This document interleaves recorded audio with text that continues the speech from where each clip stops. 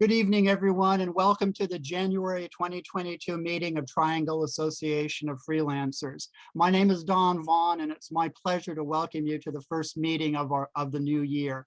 We also often have a terrific guest speaker with us during our monthly meetings, and this January is no different. We have an absolutely wonderful author and actress named Beverly Washburn, who's going to talk about her memoir, Real Tears, The Beverly Washburn Story.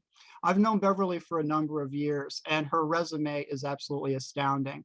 She got started working when she was a child. Her first movie was made when she was 6 years old, and she's had an absolutely marvelous career that still goes on today. In fact, she recently made a short movie with Tony Dow, who played Wally on Leave It to Beaver. Some of Beverly's better known movies include The Killer That Stalked New York, Shane, Superman and the Mole Men, The Lone Ranger, Spider Baby with Lon Chaney Jr., and Old Yeller, the Walt Disney classic. In fact, with the passing of Tommy Kirk recently, Beverly is the remaining cast member of that classic motion picture. Beverly's TV credits include Dragnet, Leave It to Beaver, Thriller, General Hospital, Wagon Train, and most especially Star Trek. One of her the episode is The Deadly Years, and she has a wonderful death scene in that show. So please welcome Beverly Washburn. Beverly, thank you for joining us tonight. Thank you for having me. This is really exciting. Let me show you the book. This is the book, Real Tears, published by Manor Media. I highly recommend it. It's a wonderful, wonderful life story. And Beverly, before we get into talking about the book itself, I wanted to start by asking you how you got into acting. I know that your mother was kind of instrumental in making this happen when you were a child, but you went in willingly, and you've had an acting career your entire life. What is it about acting that really speaks to you, that it's something that's so meaningful to you? Well, I've been very blessed to have worked with some of the really greatest people in the industry, like Jack Benny and Loretta Young, Lou Costello, and Kirk Douglas, and that's always been so meaningful to me. And when I worked with them, most of them, I was a child. Of course, I didn't really appreciate it at the time because I was too young to know who they were. Like, I was directed by Frank Capra and George Stevens and Cecil B. DeMille. And it didn't mean anything to me because I didn't have the appreciation because I was too young. But as I became an adult is when I really began to realize how blessed and fortunate I've been. So I started modeling children's clothes when I was 4. And then my mother got me an agent, and I went on countless auditions. And I never got the part because I didn't have any experience. And then one day I met Jock Mahoney. I think most of you will remember him. He was the range rider and also Yancey Derringer, and also the stepfather of Sally Field. And I met him at the Long Beach Veterans Hospital. He was the guest of honor there. And my older sister was entertaining there. She was an acrobat, and she would go touring around to the various hospitals and entertain, and I would always tag along. So I met him, and a couple of months later, I happened to be on another audition, and as fate would have it, he was walking through the lobby, and he remembered me and asked my mother what I was doing there, and she told him, and he said, "I'll be right back." And then we found out later that he had gone into the producer and casting director and said, "Oh, this kid's terrific. She's done this, and she's done that." I hadn't done a thing. So basically, he lied. They believed him, and I got the part. And then once I had that one speaking role, it was easier to go on from there. So that's kind of how I got my beginning. I gave a brief recitation of the many movies in which you've appeared. I was curious as to whether, if you have a favorite, if there's one particular movie or one particular performance of yours that really is memorable and stands out to you. Well, it's kind of like asking somebody who has 5 children, which one's your favorite, I guess, because it's hard to pinpoint one, but because I had such wonderful experiences in each and every one of them. But of course, Old Yeller stands out because, as most of you are today that I'm talking to, we're all animal lovers, and I'm a huge animal lover. I've got 3 rescues at home. And so doing Old Yeller was a thrill for me because I got to work with Old Yeller, who, by the way, was a rescue dog. And his real name was Spike. And they found him and trained him. And so that's one of my most favorites, but they've all been kind of a favorite of mine, really. I've never had, luckily, a bad experience. And I'm just grateful for all the times that I got to work with so many incredible people. You really worked during what I think many would consider one of the golden ages of television, meaning the late 50s and the 60s into the early 70s. It was a really interesting and different period in the medium. In addition to your film work, so I was curious if you had a preference of film over television. Were they different to you as an actor, and did you prefer one over the other? Well, primarily they're different because of the amount of time that you spend. Like on a film, you typically work 3 months, where on TV shows, typically you work a week, sometimes only 2 or 3 days. So you become more of like a family, so to speak, when you're working on a film for 3 months, because you're with the same people day after day. So you get to know them better. So I don't know that I had a preference. I mean, it was always fun to just do whatever show. And I was very fortunate because I got to do different kinds of, I did Gidget and Patty Duke's show and Leave It to Beaver. And so a lot of situation comedies. And then I did some dramas and some horror films and some sci-fi like Star Trek. So I've been really fortunate to be able to not get pigeonholed into just one thing. So I've enjoyed them all, really. I wanted to ask why you wanted to write your memoir, why you felt inspired to tell your life story. Why was that important to you? Why is that something you wanted to do? Well, actually, it wasn't my idea. I didn't think I could ever write. I mean, I do write a monthly column for a paper magazine here that's in Las Vegas called the Vegas Voice. It's a monthly column called Hollywood Memories. But other than that, I'm not really a writer. I never considered myself an author. So originally, my mother came up with the idea, and she was going to write it from her perspective. And it was going to be called The Trials and Tribulations of a Hollywood Mother, because there's a kind of a stigma, I'm sure most of you have heard, about Hollywood stage mothers. And yet my mother had a wonderful reputation. She never interfered or did anything on the studio lot that she would be that would be frowned upon. So she was going to do that, but she wasn't really an author herself. So she just started writing down different things. And then sadly, she became ill and she got Alzheimer's, and it just sat for a long time. And then she passed away. And then my sister, Audrey, stumbled upon this manuscript that my mother had kind of written. It wasn't professionally done or anything. It was mainly just kind of, writing about experiences. And so my sister said she would like to take it over and write it from her perspective as being the older sister of a child actress. And it was going to be called Hollywood Child.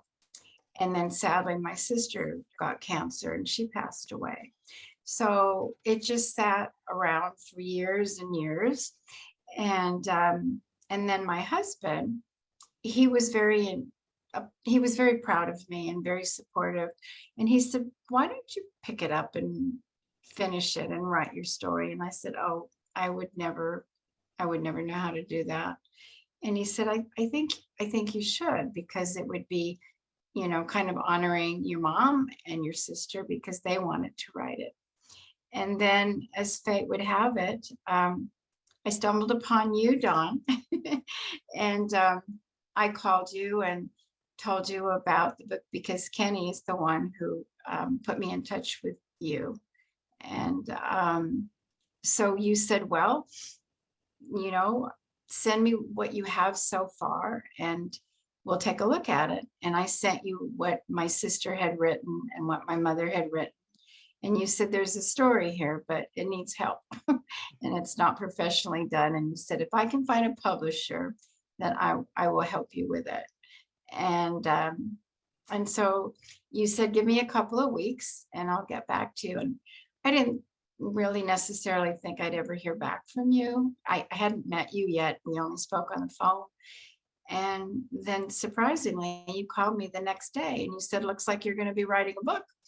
And it was terrifying, but because I'd never really written, but thankfully I had you to support me and help me through it. And you told me just to sit down at the computer and just start writing and just put down all my memories. So I put them down from as far back as I could remember, and then it just evolved from there. But you were so helpful to me, Dawn, because I was really terrified. And then I thought, well, who's going to want to read it? And I didn't, but we got the publisher, Manor Media, who was totally on board, and got real lucky with finding a lot of missing photos that we could put in the book. And that's kind of how it evolved. Well, And it was my absolute pleasure to work with you on Real Tears, Beverly. You know that. And when you sent me the materials, I knew immediately that you had a wonderful story to tell. But you had mentioned Kenny Miller a moment ago. Kenny Miller is also a fellow actor of yours. And I had worked with Kenny on his autobiography, Hollywood Inside and Out. I think you ran into Kenny at was it at an autograph convention? And he's selling his book? well, what happened, it was, it was a stroke of luck for me.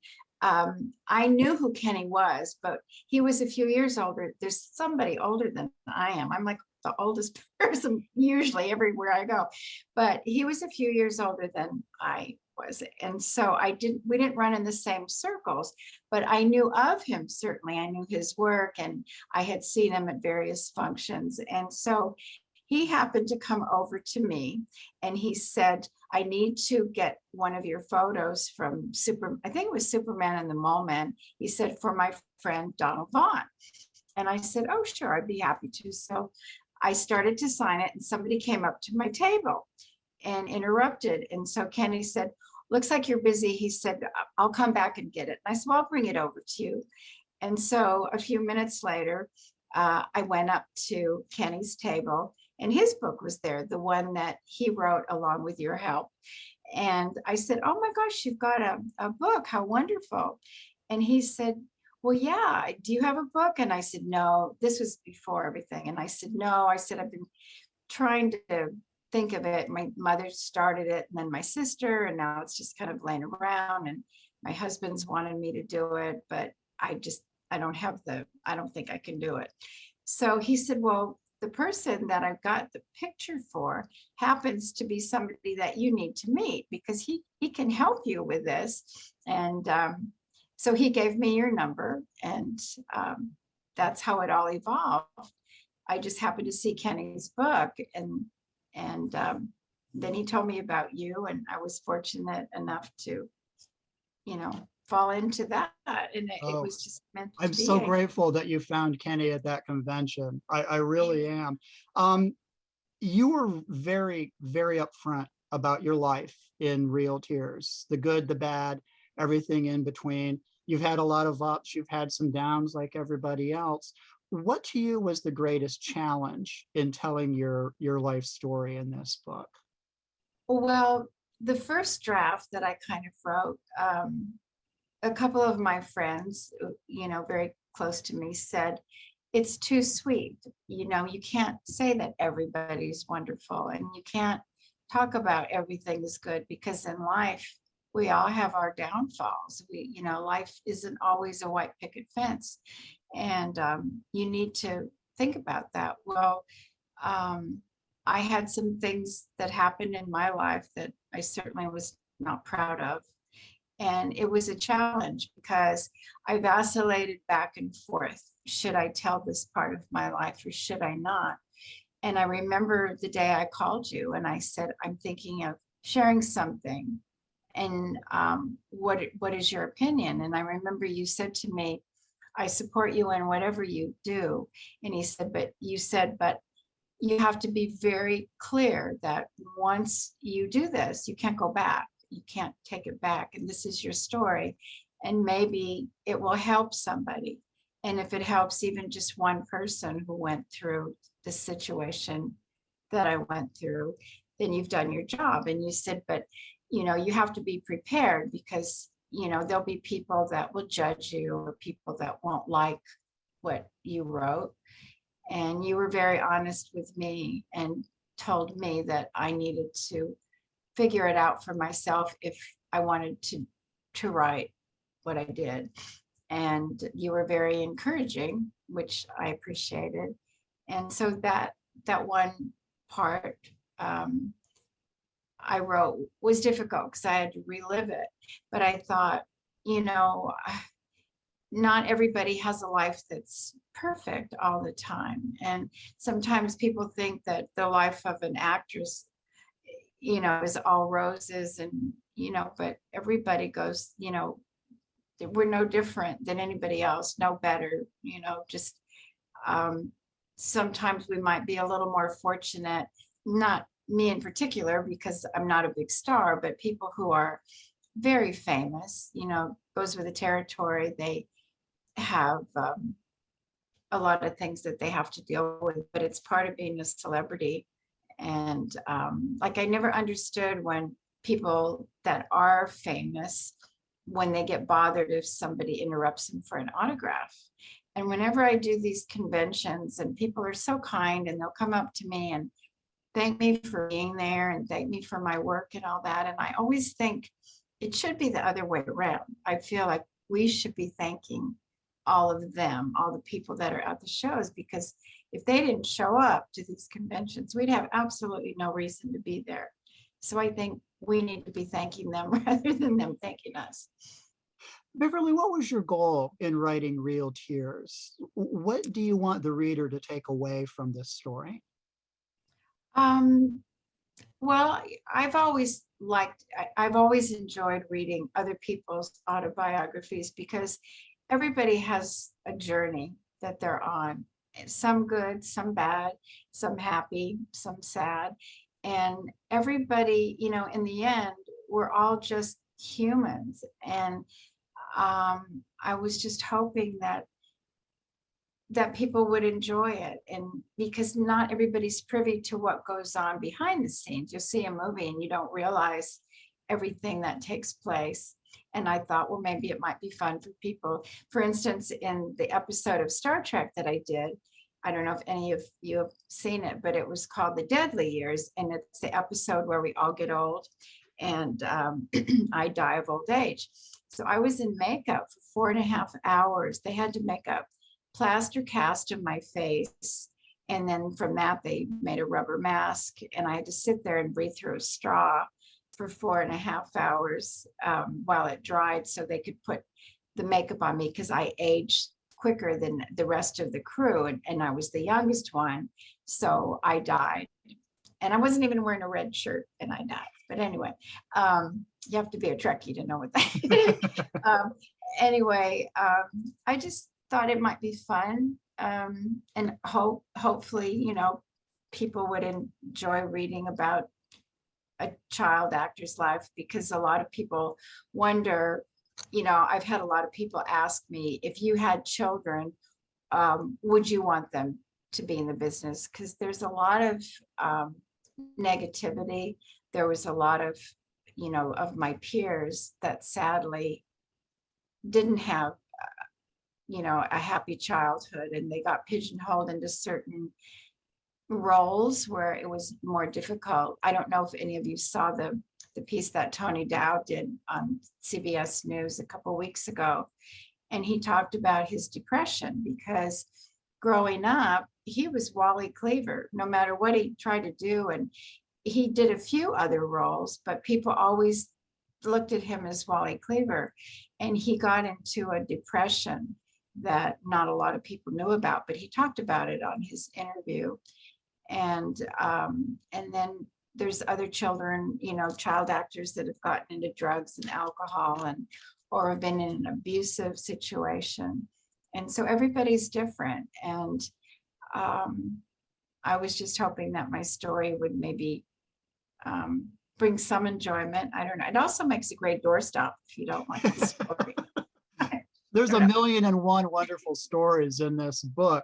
A lot mentioning Tony Dow, a lot of people don't know that right now he is an artist, a Oh, very he's brilliant. successful artist, a sculptor whose work has actually been exhibited in the Louvre in Paris. Yes. Yeah, Yeah, he's so he's gone a long way since Wally Cleaver. yeah, and he also, as you know, Don wrote the foreword for my book. That's right. And, he and I are really good friends. His wife is darling. We're really good friends too. They've been married for 41 years, which is unusual in Hollywood. And he's just the sweetest guy, and so is his wife is wonderful. And I'm so blessed to have their friendship. And he and I did love letters a couple years ago, and then we just did a documentary. And now we're hoping to get this film off the ground where we'll play husband and wife. It's been in the works for like 5 years, but sometimes it takes that long, they say. So we'll see what happens.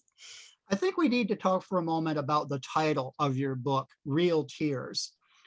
This comes from your uncanny ability to cry realistically on cue, which was a skill that you developed early on in your career. Tell us a little bit about that, how that whole thing came about, and what is the secret to crying realistically? Well, honestly, I don't know. I've just been always very overly sensitive and overly emotional. My brother used to tease me all the time. He'd go, "Oh, you cry at supermarket openings." And so it was just always easy for me to cry. But in the movie business, if they want you to cry and you can't, there's two different things they can do. One is if they want your eyes to be like look real teary, they blow something in your eyes. I don't know what it is, but it makes your eyes get all watery. And if they want tears streaming down your face, they have it's like glycerin or something, and they take an eyedropper and they put it in the corner of your mouth and it comes down. Fortunately for me, I've never had to do that, but I've seen other actors, and that's what they do to make it look like tears if you can't really cry, as long as you can have the expression that you're sad and crying. But there's so many different tricks which I talk about in the book. Like in Thriller, there's this scene where my grandmother is a witch, played by the brilliant actress Jeanette Nolan, and she causes these horrible things to happen to me. So there's one scene at the dinner table where we're sitting there, and suddenly I scream and I put my hand up like this and I take it away, and there's these claw marks. And the way they achieved that effect is they took a sponge and they glued it in the palm of my hand, and then they cut 3 ridges down, down like my hand, and then they put Hershey's chocolate syrup down the 3 ridges, because back in the day in black and white, Hershey's syrup photographed really well as blood because of the consistency, and it was black and white, so it looked like it was blood. So I had the palm of my hand down on the table, and on cue, when the director tells me when I go like that, the sponge goes onto my face, and when I pull it away, it looked like 3 claw marks, when in fact it was three strips of Hershey's chocolate syrup. But they don't do that anymore. They've come a long way. This was like 60 years ago or something. Yikes, that's a long time ago. Beverly, what advice would you offer others who are thinking about telling their life story in a book, writing their own memoir? What did you learn from your experience that you would like to share? Well, I learned that having you right there by my side is definitely a plus. I would say not, just to try to just do it if that's your dream, if that's what you want to do, because you don't have to be famous to write an autobiography. You just have to have a story that people are interested in hearing. And I think sometimes your story, because sometimes people have certain problems or things that they're going through and they feel alone. And if you can share something about your life that you can help, even if it helps only one person, then you've accomplished something. But I think the main thing is to just go for it. And you might have to write and rewrite a few times to make it, because I know sometimes when I was writing, Don, you would help me with a certain word or suggest a word, and then I would say, well, I don't think I would actually use that word. And you never said, no, you have to use that word. You always listened to me. And I tried to always listen to you. And it was a collaborative thing where we helped each other. But in life, I think, I heard somebody said, when we die, we'll regret more the things that we didn't do than regretting what we did do. So if it's even like a little tiny bit of an inkling that you want to write it, you have to just sit down and go for it. And as you do, and you remember things that happened to you, I think it just kind of falls into place organically without, it's real. So you're not really making up a story and trying to make the plot good. You just tell your life story. And I think memoirs are fascinating, no matter who you are, because everybody has a different life and everybody's on a different journey. Did you get any feedback at all from any of the people that you mentioned in your book, your fellow actors or any other individuals? Did anybody reach out with comments or anything at all?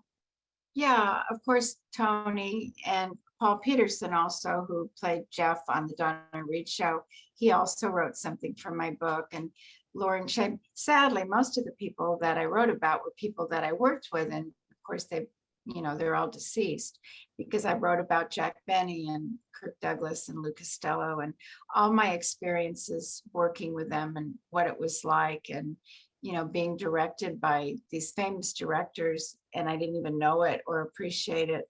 So I did, all the people that are still alive that I wrote about, they, of course, were touched that they were in my book, which was nice of them to say that. So, and the title, a friend of mine came up with that title because so many people would say, how did you cry? Were those real tears, or were they fake? Did they put something in your eyes? Because they can do that.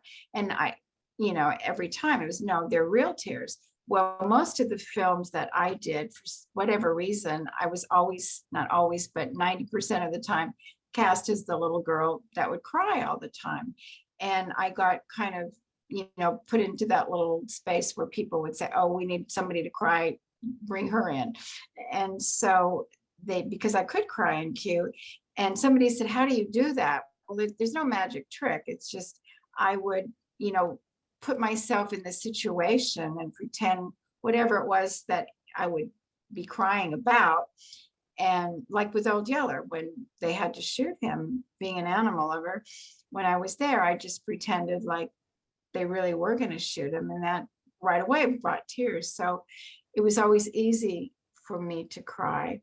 But let's see, where am I going with this? I'm having a senior moment. Well, it's a perfect title for your book. It really is. It's the perfect title. So that's what I was going to say. So most of, like now, everything is digital. But back in the day, because I started working in the 50s, yikes. And everything was on a film reel, which is, REEL. So it was kind of like a little play on words, because my tears were real. And most of the films that I did were on a film reel. And so that's how a friend of mine came up with that title, Real Tears. So that's and lastly, Beverly, I wanted to, your career is so expansive and so eclectic. When you do autograph shows, and you noted you've got a number coming up this year, what do your fans most frequently want to talk to you about? What is it from your career that resonates most strongly with those who come to meet you?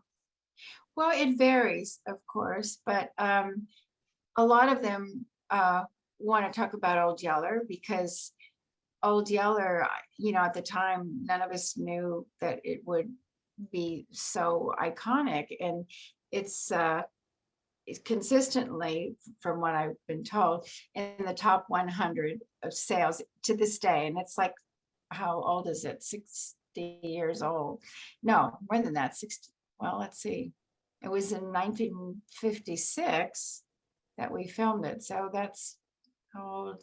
It's an old movie. 66 years, if my math is close. Yes. Anyway, a lot of people seem to want to talk about Old Yeller, and they ask me, how they find that dog and stuff like that.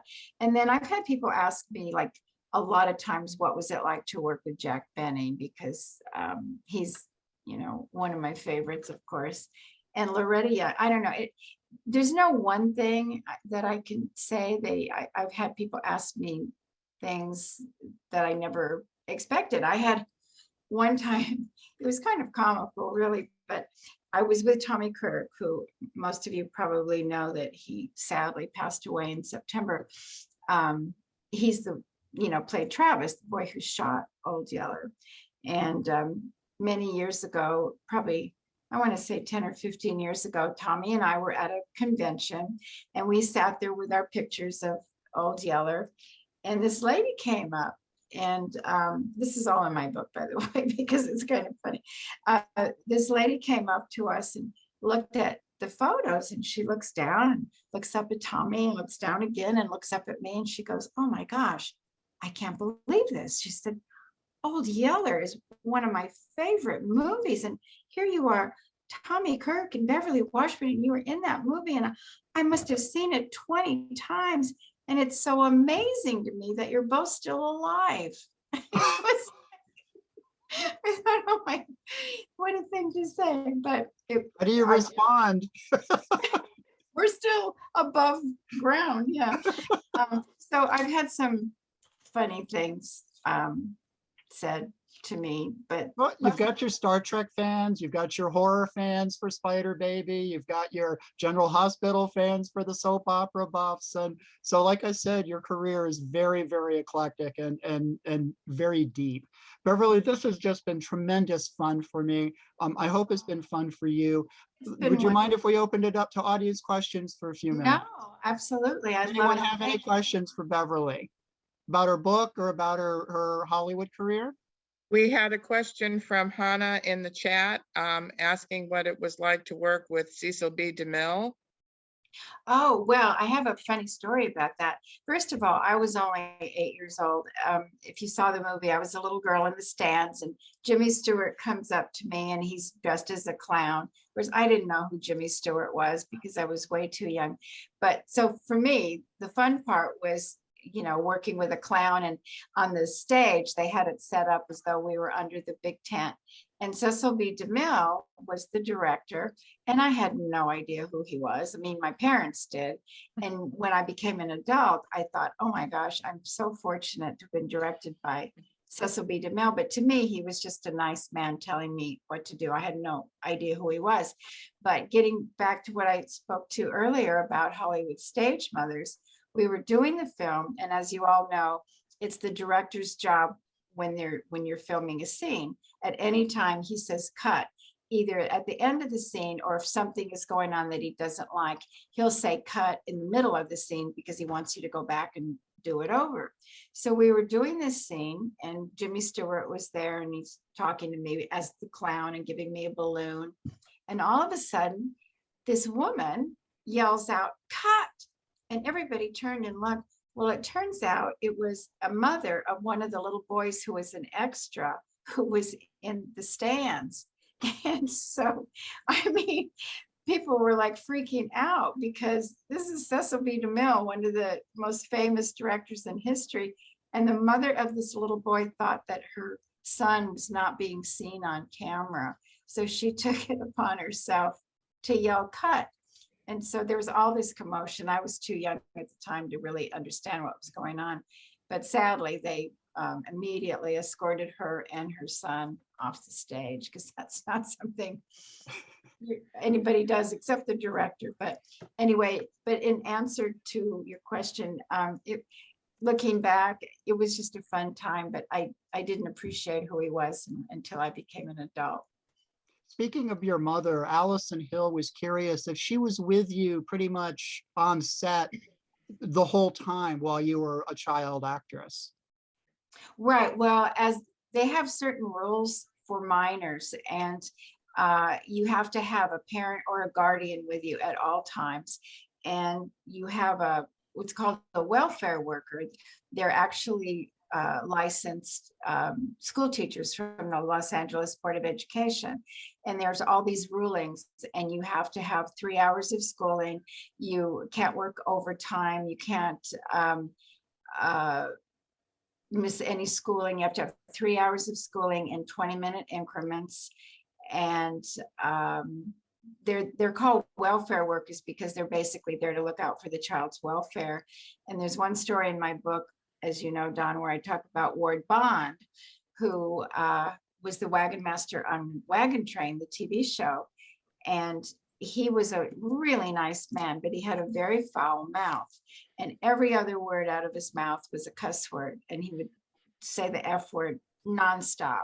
Well, I was too young. I didn't even know what it meant. So it didn't bother me, but the welfare worker just went crazy. And so she went up to the director and she said, he can't do that anymore.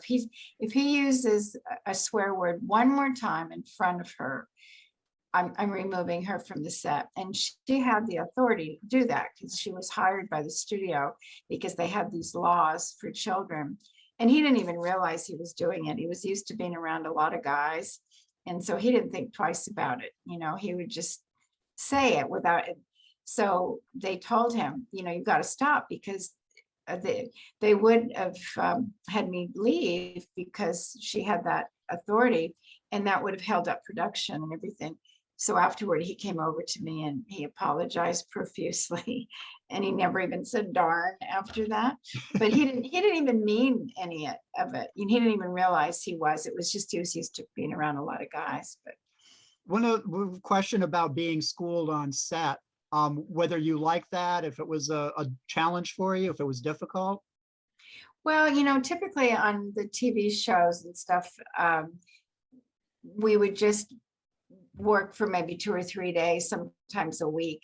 And they would have like a little dressing room type thing set up, and we'd have to bring our schoolwork from our school. And it was just strictly like reading, writing, and arithmetic. We didn't have, you know, we didn't have homeroom or home economics or anything like that. It was just strictly, you know, just doing that kind of work. And so, and it was a different teacher all the time, except when we did Old Yeller, that was 3 months. And that school was done on a big red trailer, in a red trailer on the Disney lot with all the Mouseketeers from the Mickey Mouse Club. I know you traveled for Shane. Allison was curious if you traveled a lot as a child actress for the movies in which you appeared. Not really a lot. Shane was filmed mostly in Jackson Hole, Wyoming, and we were there for like almost 3 months, and then the rest of it was filmed on the Paramount lot. And then Old Yeller was supposed to take place in Texas, but we never actually went to Texas. It was all done on the stage, and then a place in Los Angeles called Lake Sherwood, so it looked like we were in Texas. And then The Lone Ranger, the film, we did that in Kanab, Utah. And so I traveled somewhat, but not as extensively as a lot of people. Does anyone else have any questions for Beverly? Beverly, I have to ask, when we met you in Las Vegas that time, you were being an actor for some of the medical and nursing schools that have to practice on live patients. Yeah. Are you still doing that? And how did you kind of get into that? I found that, of course, being a nurse practitioner, I'm fascinated by that because I did that with my students. But yeah, it's a wonderful program. No, I don't do that anymore. I sort of retired from it. They switched over to a lot of virtual stuff and all this, and I'm so technically challenged. And I'd worked there for 10 years. But I think it's a wonderful program because it shows these students how to deal with people. You know, it's not just strictly medical, because people that go through all these situations, it's really important to have a doctor or a nurse that shows compassion. So that's kind of what we were trying to teach them, how to interact with people. So it's not clinical, it's more loving and caring. So you weren't given a script to act out a certain type of clinical scenario, or? Well, we were given a somewhat of a script. It was like key points so that we would know what what was taking place, and then we would have to talk to them as though we were the patient. And then afterward, we would do a little one-on-one and tell them what we really liked that they did, or what we thought they could improve upon, or what, wasn't, probably the way I would like to be treated as a patient, because everybody wants to be loved and cared about, and felt like, you're their only patient, even though you might have hundreds of patients. So it was really a fun job. I enjoyed it. But once they shut down, when COVID came, and then when they were going back, it was all turning into virtual and all this kind of stuff. And I thought, I've been here 10 years and I'm old now. And I think it's time, because I didn't want to mess up everything, because this is like, as I mentioned earlier, this whole Zoom thing and all that is totally new to me.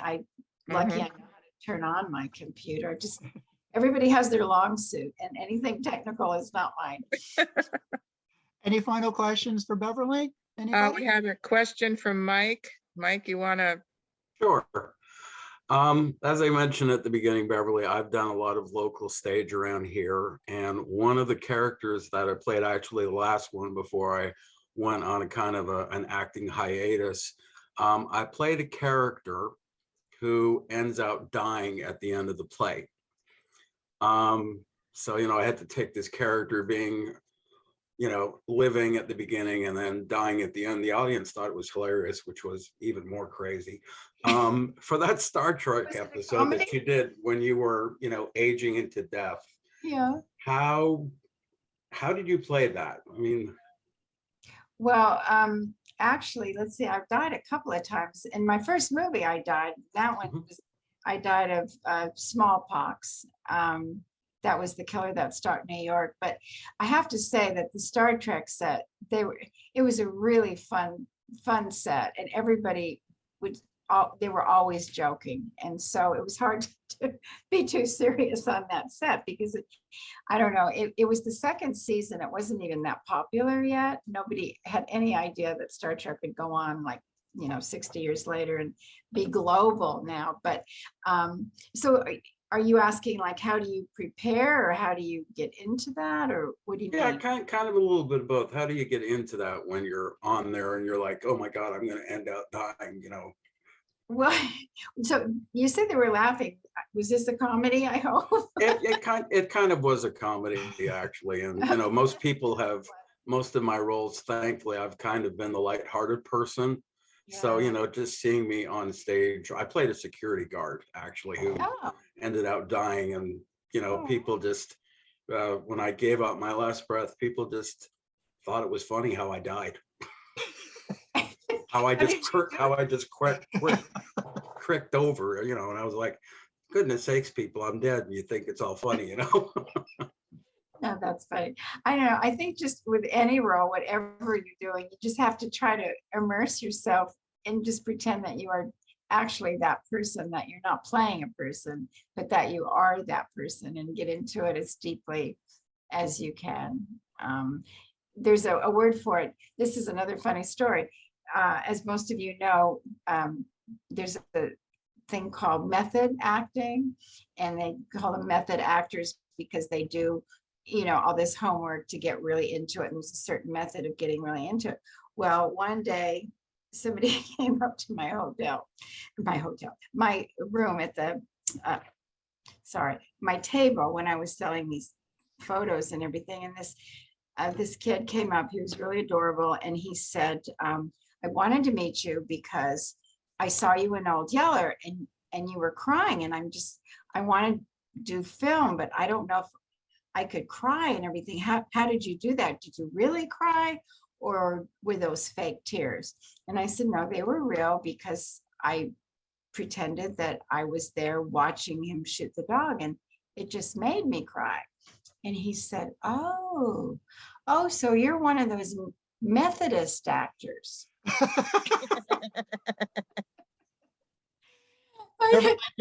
Did they get your death on the first take in that Star Trek episode? Yeah, but they always do, like full shot, then the 2-shot, then the close up, then the reverse shots. I had to do it several times, but yeah, just like falling into Captain, at least I died in Captain Kirk's arms, so it wasn't. You also made the blooper reel. Oh, I know. The Star Trek fans, I think they remember me from that.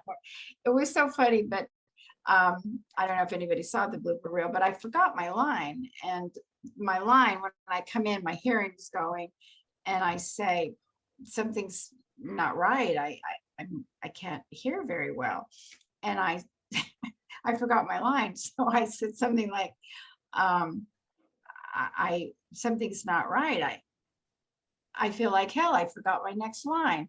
And so anyway, it ended up on the blooper reel, but it was okay because everybody was always laughing on that set. It was a real loose set. People were not serious. And, you know, even William Shatner, when they put him in his gray wig and everything, he was acting up and just being crazy. So it was fun.